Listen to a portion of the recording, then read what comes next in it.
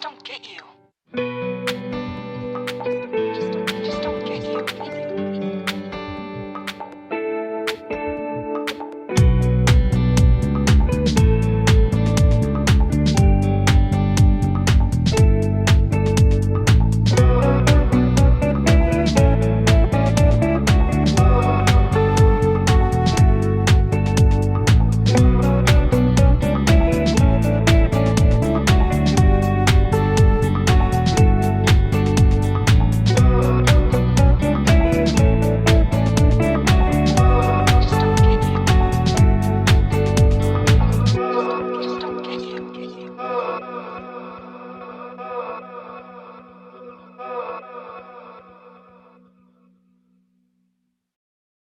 Hi, I'm Joe and welcome to the channel and welcome to another Inspired By video.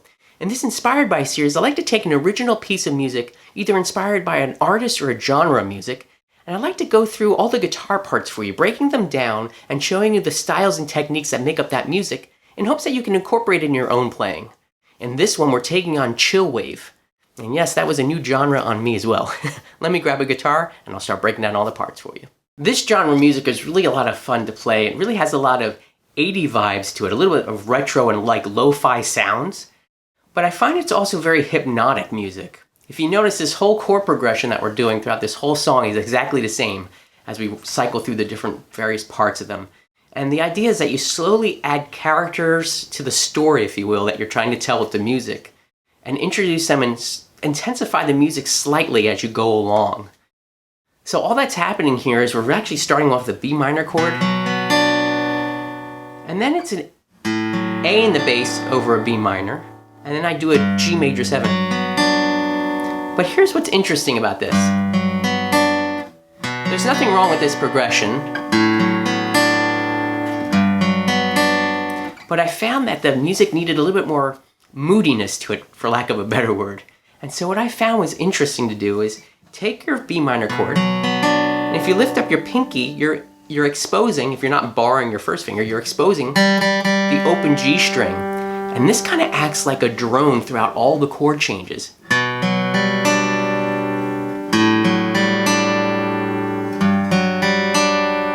Isn't that amazing how just one note, changing one note in the whole chord progression and leaving that as a common tone really changes the vibe. Here's what we had initially.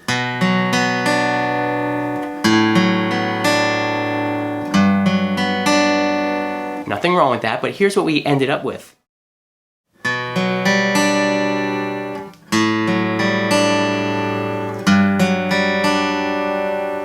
To me, that just adds a little bit of tension to the music and starts to create a little bit of a different vibe that you get from this. And again, this music is very hypnotic.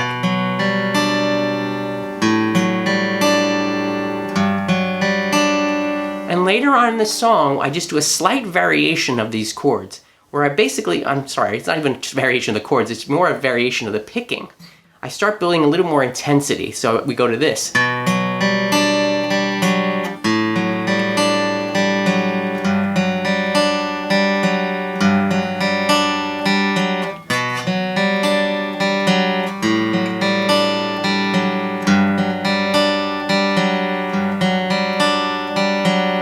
So one thing to take away from this style of music is try to come up with a chord progression and then alter it slightly just to give it a little bit of a different character.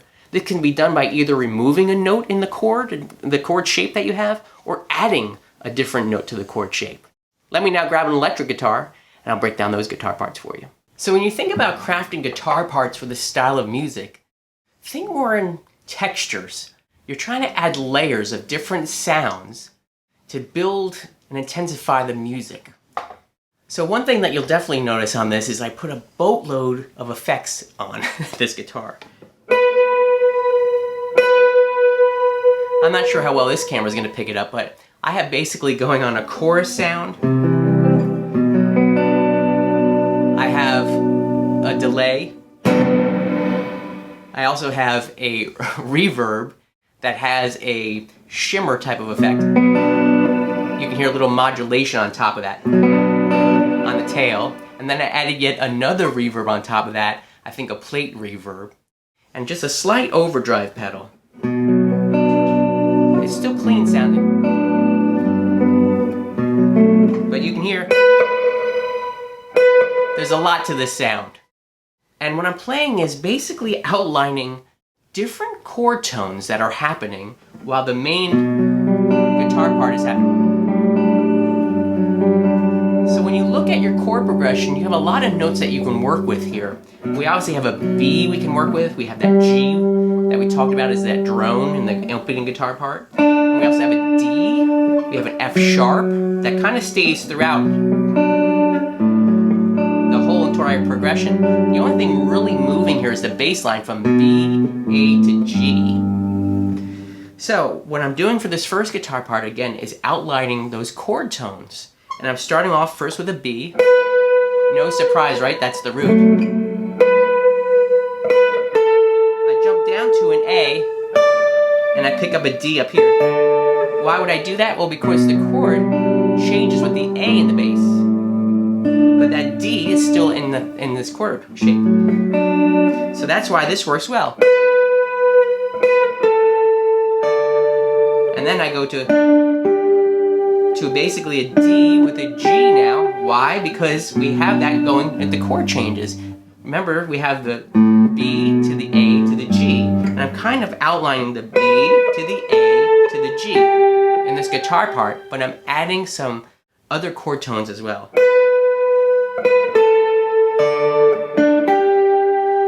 And then a little bit of a fill before the song repeats, before the chord progression repeats itself and goes back to the B minor. So good old double stops, you can't go wrong with those. But there's still chord tones that are happening here. The only thing kind of new is I'm introducing an E here to create a little tension, but you'll notice I'll resolve it down to the D that's in the chord underneath it. And then I go to basically a B chord here, back to the root. So I have the F sharp here and the B happening up here. And that's the whole guitar part.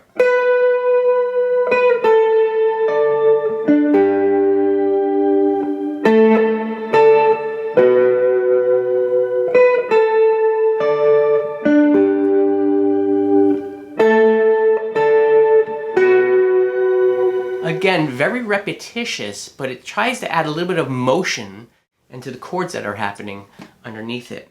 And what I did too is I doubled this guitar part. So there's actually two of them. One's panned hard left and one's panned hard right. Just to add a little more thickness because these notes are higher.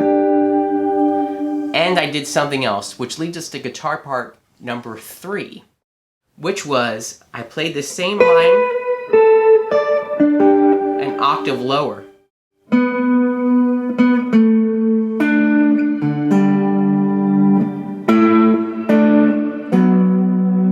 Same notes that we're doing, the B, the A to the G walk down, and the same fill, but an octave lower, and I put that only on one side. And again, I'm just trying to beef up the track and add a little bit of texture to it. So that part goes like this.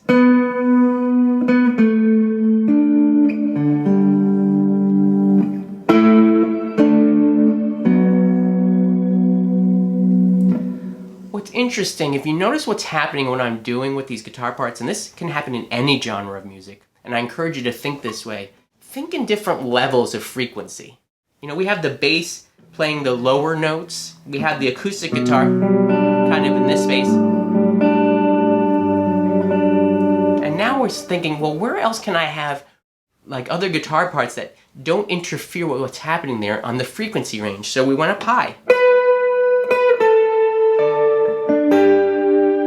And then we also filled it in a little bit in the lower region here.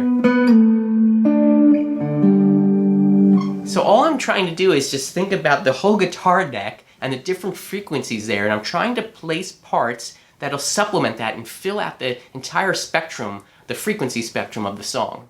So the final guitar part is basically another hypnotic type of run. Again, falling into this whole idea that these parts just keep repeating themselves, but then they start stacking on top of each other, and they kind of create this whole mood and vibe. So all we're doing here is a basic scale run, and we're going up 3 notes of the scale, and then starting all over and going up 4 notes of the scale, and then starting at a different point and just repeating that same idea. So we're going to start with a B to a C sharp to a D, and then I'm going to start again with the B that was going up 3 notes. I'm going to start again with the B and go up now to the E. And then I'm going to start that same type of motif idea with 3 notes, and then 4 notes, but this time starting on that C sharp, and then ending on a F sharp, A, F sharp.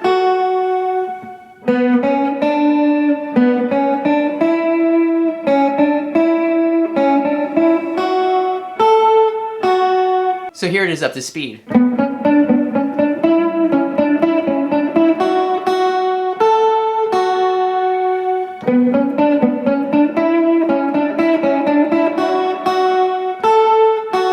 Notice I'm doing a little bit of palm muting to kind of mute those first notes. And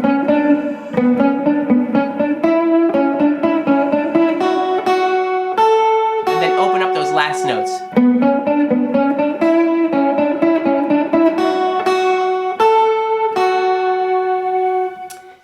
And in post-production, I didn't do it while I was recording it. I put a little bit of a ping pong delay just to add a little bit more of the motion inside of that line.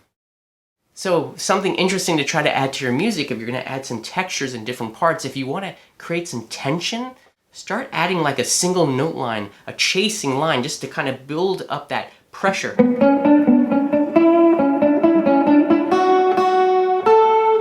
if you do this kind of, I'm going to call it stair-stepping line, where you start with one note and then you kind of go up a couple notes and come back, like 1 step forward, 2 steps back type of thing.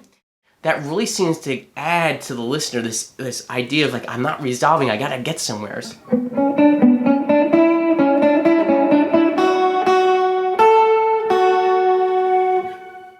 And that's really it. That's all the guitar parts for this song. So some ideas that you might want to incorporate in your own music, again, is texturing your guitar parts, thinking of the different frequency ranges in your songs, maybe in your chord progressions, coming up with ideas to maybe remove or add different notes that you may not be normally doing with those basic shapes that everyone learns. Try to mutate them a little bit to try to come up with a little bit of a different style or mood. And then also think about repetition in your songs, but in a way that it's not boring, where it's adding intensity as the song kind of progresses along and finally gets to its end. Remember, when you're writing music, you're really trying to take a listener on a journey, and you're trying to support, if there were lyrics, you're trying to support the lyrics behind them. Everything needs to fit as one to make it really a cohesive piece that people will respond to and react to, both on an emotional and an intellectual level. Well, that's another Inspired by video down. I really hope that you found some value in it and that you learned something from this Chillwave music. It is really a lot of fun to play, and I really love the 80s vibe that it has. Hey, if you have an idea for a video that you might like to see in this series, please leave it in the comments below. And while you're down there, would you do me a favor? I'm really trying to grow the channel. Would you help me out by subscribing down below or hitting the like button? These things help me out, and I'm so grateful for your support. As always, I wish you a great day.